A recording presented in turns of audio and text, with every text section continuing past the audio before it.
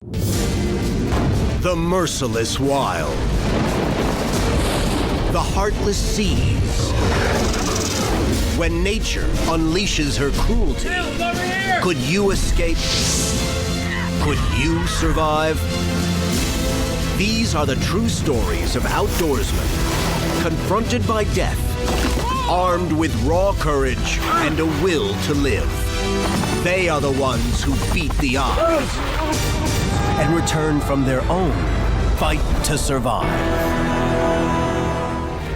Father-son adventurers trek deep into the treacherous Alaska wilds. Cliff areas looked pretty chancy. Following the rugged trail of the white-coated Dall sheep. Before the hunt is over, one man will witness his son windmilling helplessly through the air from a cliff. I'm not sure he's going to keep breathing. His help's coming. We have a serious situation. And that man will learn the outer limits of strength, endurance, and commitment of which a father is capable. The spectacular wilds of Alaska's mountains. An ideal place for a hunter to pass from wilderness to wilderness, from one high place to another, in the words of John Muir. But those high places come with extreme risk. A misstep, a patch of ice, or a sliding rock can hurtle a hunter to the bottom of a gorge. Growing up a hunter in Texas, Rick Collins was willing 30 years ago to accept the risks of Alaska for its breathtaking wild spaces, twice as large as those of his native state. Well, I moved to Alaska in 1983. Been several years, and I haven't grown tired of it a bit yet. And I came because of the outdoor life, mainly hunting, but fishing as well. I like the wilderness situations of being able to get away from the crowds. Gonna be a good trip this year, Jake. Came here mostly for the adventure. August 18th, 2006. Collins and his 22-year-old son, Jake, his main hunting partner, set off for their favorite Dall sheep hunting area, the sheer cliffs of the Wrangell Mountains. Getting to Dall sheep territory starts with a 6-hour drive across the state from their home in Wasilla. Then, a long slog on ATVs up muddy 4x4 tracks in the late summer thaw. We started running into muddy conditions, difficulty finding our way through bogs. We knew early on that we were going to be spending the night somewhere along the trail.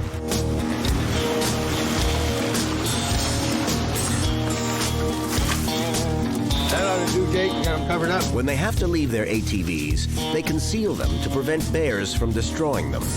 Yeah, the frame of mind to this point is things are going well. We were confident, and our confidence was growing that we were going to be able to find sheep.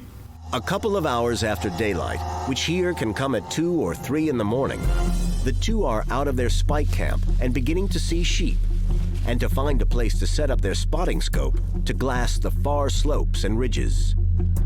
Oh yeah, there's one. We did convince ourselves that there were some legal rams in the group, although fairly high up the mountain. The two spot sheep, but not the trophies they're hoping for. But young Jake is ready to settle for something that at least qualifies as a legal ram and wants to strike out after one. And Collins reasons that he might as well. So I said, well, it's getting late enough in the day now that where those sheep were, I'm sure I can't make it up there and back by dark. So if you want to go get one of those sheep, I'll stay behind down here by the creek and just monitor you through the spotting scope as you go up. Collins glasses son Jake with his spotting scope as the young man makes the steep climb to get in range of sheep. Collins is confident in his son's abilities, but wants to keep him in sight just in case.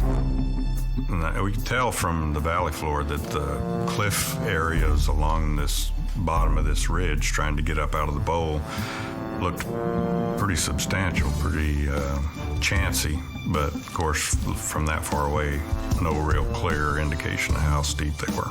And then once he started the climb, I could tell from the way he was having to use both hands, make a few backtracks and try different routes going up, that it was a little more steep country than I had anticipated it was. So I could tell that was pretty tough stuff to get up through, and I was glad I wasn't having to get up through it. As Collins watches, Jake seems to have spotted something out of Collins's line of sight, and it looks like he might be moving into position for a shot. I saw him stop.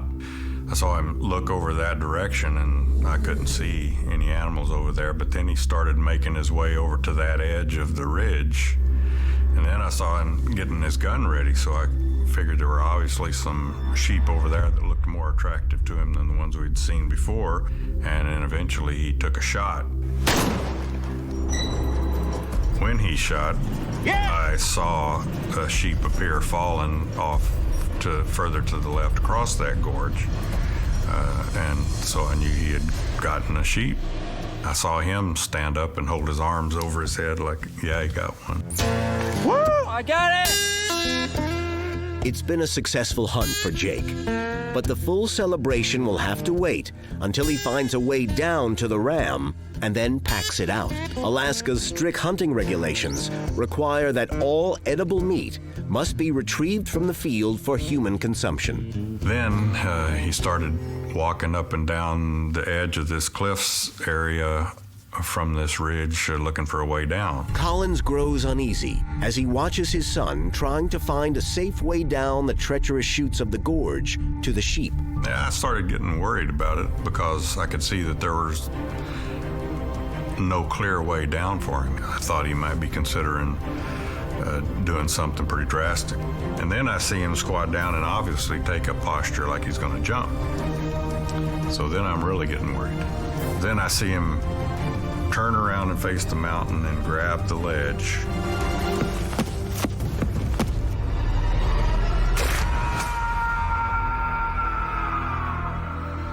His hand slipped off the ledge and he falls over backwards and disappears out of my sight.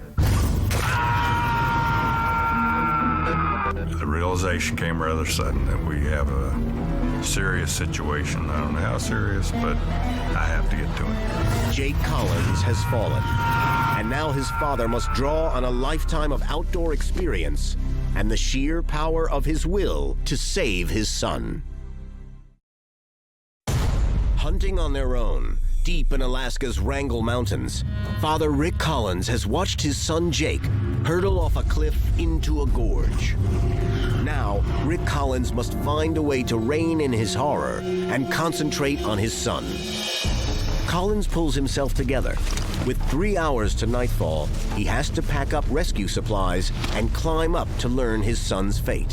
I know it's going to take me a while to get to there. I haven't seen him. I have only my imagination to think about what condition he's in.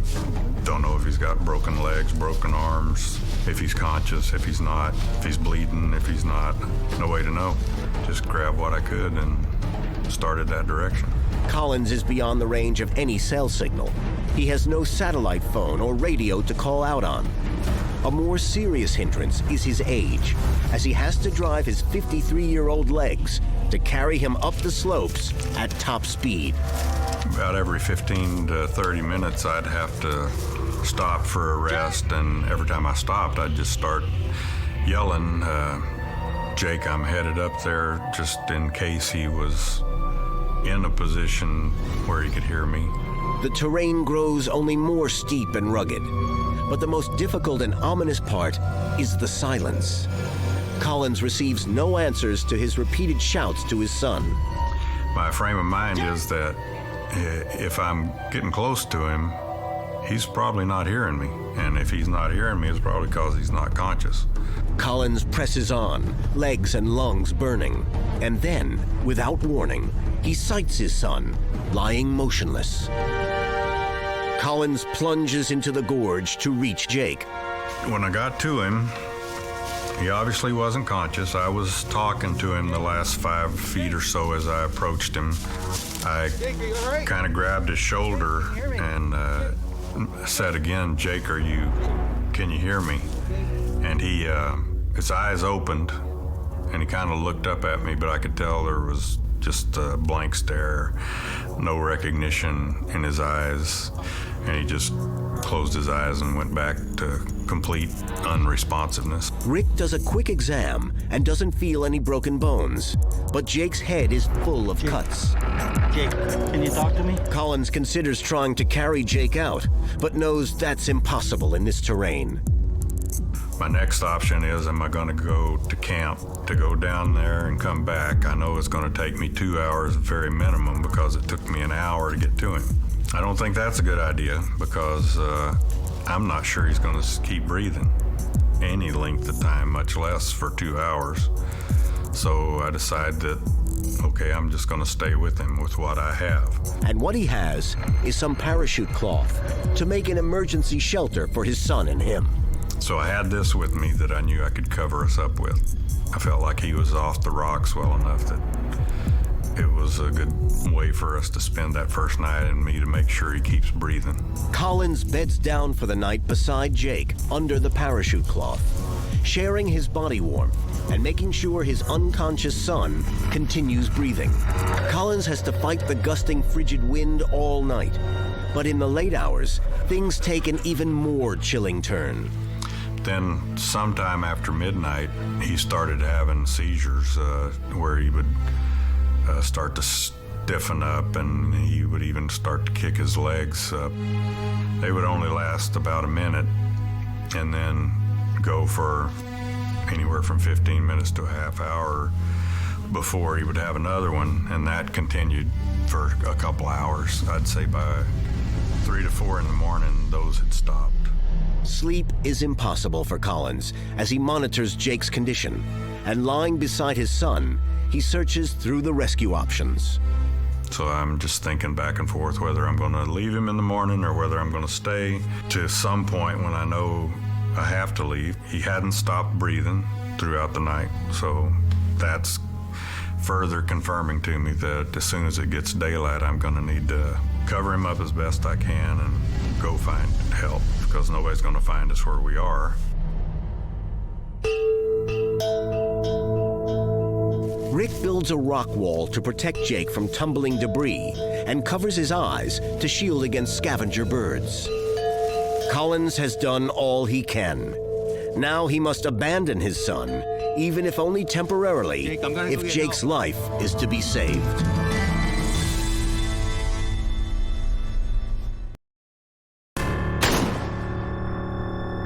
Rick Collins is cheering the sight of his son Jake taking a Doll sheep ram when the scene turns to one of horror as he sees his son falling helplessly into a deep gorge. Having stayed with an unconscious Jake through the chill Alaska night, as the injured boy suffers seizures, Collins makes the agonizing decision to leave his son in order to go for help. Yeah, as you imagine, it's a major decision for me to actually turn my back on him and start to walk away. That was a very difficult thing to do.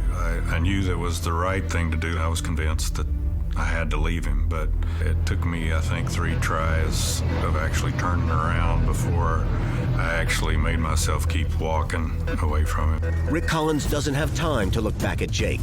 He's got to move as fast as his legs can carry him back to their spike camp, then on to the ATVs in the desperate hope of finding help for his son. An hour later, he reaches their spike camp. Then 2 more hours to the ATVs. But the thawed trail onward is a swamp of mud and muck, and Collins has to winch and muscle the 4x4 out of the bog holes when it gets stuck. Got stuck 10 to 12 times probably going out where I had to get off the four-wheeler, then use either the winch or me coaxing the rig along, standing off to the side and using both the engine power and me pulling on it to get it out of the muck. Finally, Collins reaches his truck. He has a choice of a short trip to an isolated ranger station or a longer ride to an area he remembers seeing rental cabins.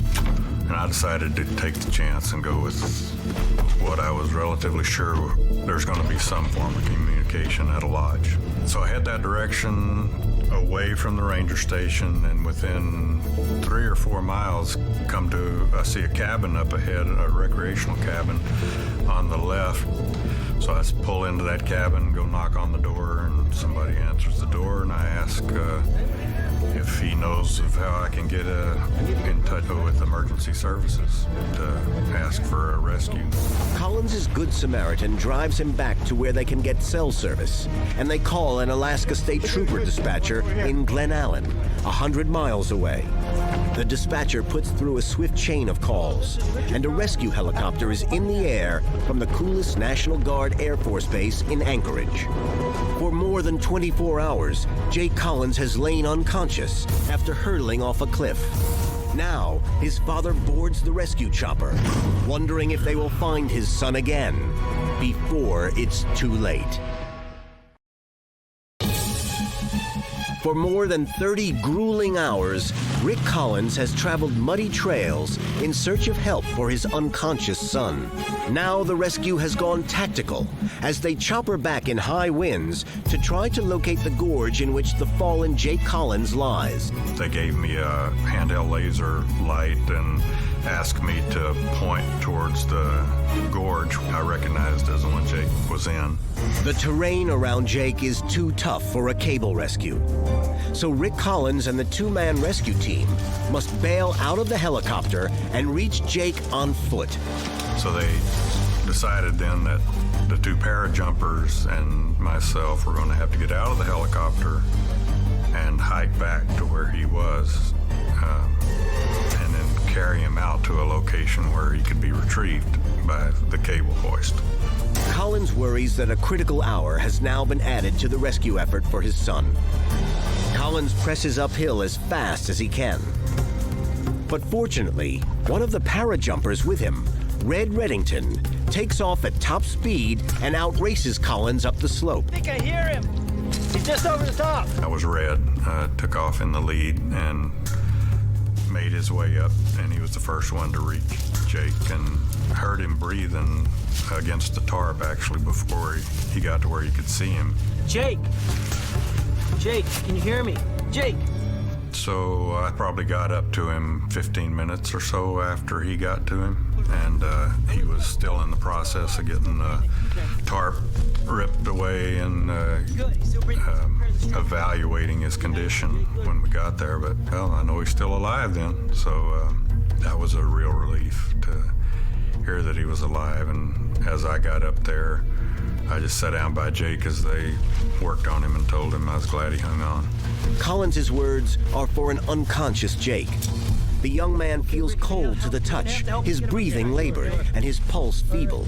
Yet he is alive. The three men place him on a canvas litter and begin the rush down the slope, back to where the chopper can reach them. Anchorage Life Flight, 44K32. We're ready for cable. Please lower. It's full throttle to Providence Medical Center in Anchorage. Jake is barely alive, and he's fallen into a coma. It doesn't look good.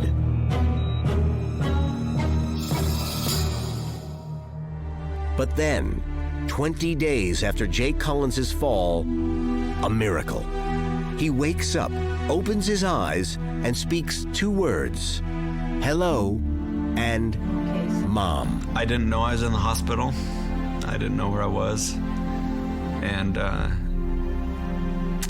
I guess I don't know if it was normal or expected, but my senses seem to not be capable of being alert all at the same time. I have a few spotty memories. I can't see anything, but I can hear people talking to me. So I don't know if my eyes were closed. Maybe my vision sense just wasn't working yet. I don't know. I had a traumatic brain injury from the accident, and the part of my brain that was most affected was not what I refer to as the academic side of my brain. It was the motor part of my brain. I couldn't stand, I couldn't communicate very well. It was like being a baby all over again. I was completely helpless. I had to relearn all the functions of being a self-sustaining individual. Doctors tell Jake a full recovery will take more than 10 years. But it's now just 6 years later. He's married with a family and is a teacher in his home of Wasilla, Alaska. He remembers little about the incident. Jake continues to hunt, and he and his dad have returned to the scene of the accident. The excuse for me to want to go back was to find my rifle, but I really wanted to go back just because I felt like I had not completed that hunting trip. That was a lot of emotional healing for me and my father. Being back in the same spot, for me, being able to recapture exactly where it was, because my memories of that location weren't great. I got pretty emotional about going back to the spot. It brought back unpleasant memories for sure for me to be there, but at the same time, I think it was good for Jake to see the spot, kind of to bring a closure to it, to say this is something that happened. The events passed, and I'm moving on with my life. Things are getting better. Jake Collins well knows he owes his life to his father. I think my reaction to my dad is gratitude.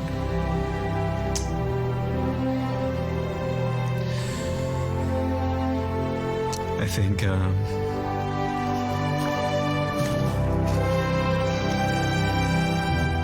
I'm grateful to my dad that I'm here, and grateful to my family that for all the support that they gave me for me to have the quality of life that I do now.